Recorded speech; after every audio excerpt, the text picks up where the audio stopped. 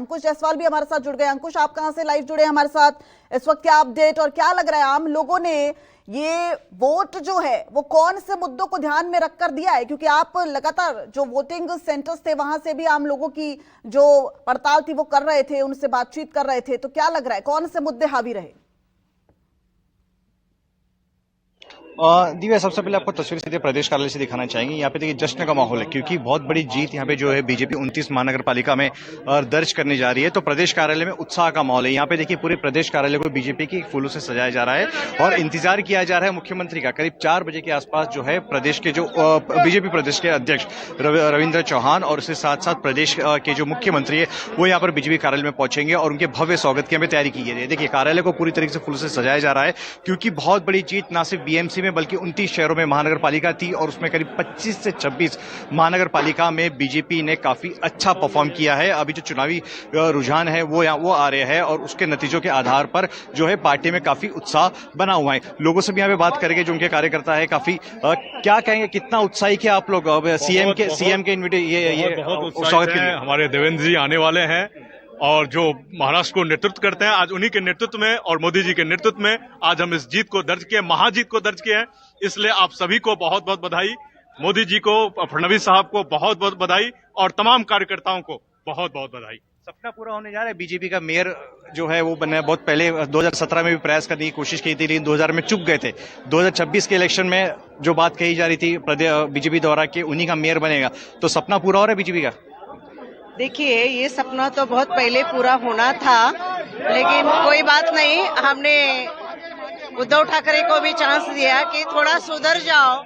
Mumbai financial capital है, लोगों को मराठी बात करो, लोगों को जबरदस्ती मत करो, लोगों के पर तनाव मत करो, क्योंकि मुंबई मराठी की है ही है, हमें उसका फायदा लेना चाहिए। लेकिन आप क्या कहेंगे? फैमिली बिजनेस नहीं है ये, अपने तो फैमिली बिजनेस बना दिया ना, एक के पीछे एक अपने ही लोग। तो कार्यकर्ता किधर गए? हम कार्यकर्ता की पार्टी है और उन्होंने सिद्ध करके दिखाया कि जमीन से आने वाला महापौर बनता है, जमीन से आने वाला नगर सेवक बनता है और जमीन से आने वाला मुख्यमंत्री बनता है और जमीन से आने वाला बनता है हमारा पंत प्रधानमंत्री। तो ये है हमारी पावर। तो दिव्या देख सकते हैं कि बीजेपी के खेमे में किस तरीके से खुशी है, स्वागत इंतजार किया जा रहा है मुख्यमंत्री का। 4 बजे मुख्यमंत्री यहाँ पहुंचेंगे और तमाम जो कार्यकर्ता है बीजेपी के वो यहाँ पहुंचे हुए हैं, क्योंकि ना सिर्फ बीएमसी में जैसा कि मैंने कहा कि 29 शहरों की महानगर पालिका हो रही थी और उसमें करीब 25 से 26 महानगर पालिका में बीजेपी की काफी अच्छी बढ़त है। ना सिर्फ मुंबई में बल्कि मुंबई से सटे जो शहर है मीरा भाईंदर में, नवी मुंबई में, वहां पर भी बीजेपी ने काफी अच्छा परफॉर्म किया है। और देखिए मुख्यमंत्री का भी इंतजार किया जा रहा है, पूरे प्रदेश कार्यालय को यहाँ पे सजाया जा रहा है। तो एक ग्रैंड सेलिब्रेशन की तैयारी हम कह सकते हैं कि यहाँ पर यहाँ पे तैयारी हो रही है, क्योंकि जो बातें कही जा रही थी, जो दावा किया जा रहा था पार्टी की तरफ से कि इस बार जो मेयर होगा वो महायुति का होगा, वो बीजेपी का होगा, और कहीं ना कहीं जो चुनावी रुझान आ रहे हैं उससे संकेत साफ तौर पे दिखाई दे रहे हैं कि मेयर इस बार बीजेपी का होगा। बिल्कुल, और बहुत जश्न का माहौल साफ तौर पर यहाँ पर। अंकुश, आपने जो तस्वीरें दिखानी चाहिए बहुत खूबी से दिखाई हैं और देखिए किस तरीके से यहाँ पर जो कार्यकर्ता हैं वो जश्न के माहौल में डूबे हुए नजर आ रहे हैं, और होंगे भी क्यों, क्योंकि देखिए आप 25 साल बाद महाराष्ट्र में बीजेपी का मेयर बन सकता है, ये तस्वीर अब काफी हद तक साफ हो चुकी है। और किस तरीके से कार्यकर्ताओं का जोश और खरोश है ये अंकुश अपनी रिपोर्ट में लगातार दिखा रहे थे। अंकुश, आप भी बहुत सारे वॉर्ड्स को आपने कवर किया इस दौरान, क्या लग रहा था कौन से मुद्दे इस चुनाव में सबसे ज्यादा हावी रहे? कहीं ना कहीं आम जनता को इस बात को लेकर भी परेशानी थी, उनका विरोध था कि जो भी मौजूदा सरकार में रहे कहीं ना कहीं बीएमसी में वो उन्होंने काम नहीं किया और उससे वो 2-4 होते नजर आ रहे थे। हालांकि 2017 के बाद देखिए इलेक्शन भी काफी समय बाद ही यहां पर होता हुआ नजर आया। अंकुश, बीजेपी दिव्या देखो, जो बीएमसी को समझना पड़ेगा, बीएमसी का आखिरी चुनाव हुआ था 2017 में, वहां पर भले ही राज्य में उस वक्त बीजेपी और अविभाजित शिवसेना का गठबंधन था, लेकिन चुनावी मैदान में दोनों साथ में उतरे थे। शिवसेना को उस वक्त अविभाजित शिवसेना को, क्योंकि शिवसेना पार्टी एकजुट थी, करीब 84 सीटें मिली थी और बीजेपी को 82 सीटें मिली थी। पूरी कोशिश करने के बावजूद भी बीजेपी जो है अपना मेयर नहीं बिठा पाई थी, लेकिन जो सीख सीखी थी बीजेपी ने 2017 में उसको 2026 में इंप्लीमेंट किया गया।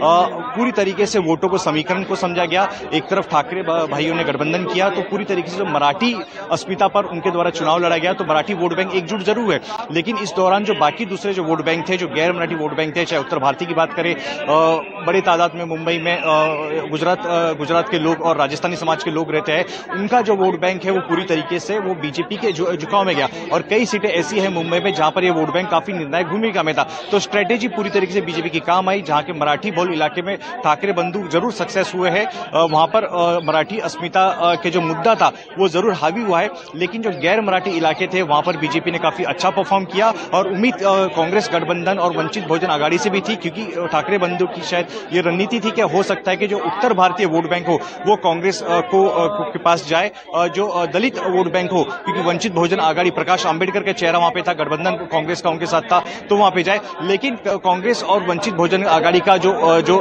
स्ट्रेटेजी थी, जो उनका अलायंस था, वो पूरी तरीके से फेल हो गया, क्योंकि ना ही उत्तर भारतीय वोट बैंक बीजेपी से खिसका और ना ही जो दलित वोट बैंक है, जो मेजर वोट बैंक है वो मुंबई में इस वक्त समय बीजेपी का, वो उनके पास से खिसका। तो ठाकरे बंधुओं को मराठी वोट बैंक जरूर मिले, लेकिन जो दूसरे वोट बैंक थे गैर मराठी वोट बैंक, जैसे उत्तर भारतीय और गुजराती और राजस्थानी वोट बैंक, वो ठाकरे बंधु के पास नहीं गए। वहां पे बीजेपी ने काफी अच्छा परफॉर्म किया, और जहां पे कांग्रेस को अच्छा परफॉर्म करना चाहिए था वहां पर कांग्रेस ने अच्छा परफॉर्म नहीं किया। तो यहीं पर जो पुरानी जो रणनीति थी कांग्रेस की और ठाकरे ब्रदर्स की अलायंस की, वो पूरी तरीके से फेल हो गई। और जो रणनीति थी बीजेपी की, देवेंद्र फडणवीस की, वो पूरी तरह से कमाई, क्योंकि डेवलपमेंट के मुद्दे पे जो है बीजेपी चुनावी मैदान में उतरी थी, बार बार कह रहे थे कि डेवलपमेंट का हमारा मुद्दा है, मुंबई को कैसे और तरीके से बेटर बन पाए। हमारे साथ बने हुए हैं विनोद भी हमारे साथ बने हुए हैं। विनोद, एक सवाल आपसे यहाँ पर जरूर समझना चाहूंगी, जातिगत समीकरणों की हम लगातार बात करते हैं, तो अगर हम महाराष्ट्र की बात करें तो मराठी यहाँ पर वोटर भी था, यहाँ पर गुजराती भी था, यहाँ पर मुस्लिम भी था, यहाँ पर उत्तर भारतीय भी था। मराठी वोटर्स से तो ठाकरे ब्रदर्स को काफी उम्मीद थी, झटका कहां से लगा और क्यों लगा? देखिए, ठाकरे ब्रदर्स को जो फायदा हुआ है वो मराठी वोटर्स और मुस्लिम वोट के कारण ही उनकी यहाँ पर जो सीटें उन्होंने जीती है, थोड़ी कम पिछले 2017 के मुकाबले जो कम सीटें जीती है, लेकिन जो भी सीटें मिली है वो मराठी वोटों का जो ध्रुवीकरण हुआ और वो सारे वोट ठाकरे और एमएनएस को मिले, उसका ये फायदा यहाँ पर होते हुए दिख रहा है। लेकिन गैर मराठी वोट को अपने कब्जे में रखने की कोशिश भारतीय जनता पार्टी ने बखूबी की और वही उनको वहाँ पर जीत मिली है। जैन हो, गुजराती हो, मारवाड़ी हो, उत्तर भारतीय हो, राजस्थानी, पंजाबी, साउथ इंडियन, इनके जो सारे वोट्स हैं, ये सारे वोट भारतीय जनता पार्टी और एकनाथ शिंदे की शिवसेना ने अपने हिस्से में रखने की पूरी कोशिश हुआ की, और वहाँ पर वो कुछ मायनों में शिंदे और ज्यादा मायनों में भारतीय जनता पार्टी वहाँ पर वो सक्सेस भी हुए हैं, और इसी का नतीजा है कि आज 130 पर ये गठबंधन वहाँ पर पहुंचा है। ठीक है, तो मराठी वोटरों का साथ तो मिला, लेकिन गैर मराठियों का साथ नहीं मिला, और ये बड़ी वजह रही कि ठाकरे ब्रदर्स का जो मैजिक नंबर था वो थोड़ा सा गड़बड़ा गया। बने रहिए आप, इंद्रजीत, अंकुश और विनोद हमारे साथ। लौटेंगे एक छोटे से ब्रेक के बाद, बड़ी खबरों का दौर लगातार जारी रहेगा, देखते रहिए।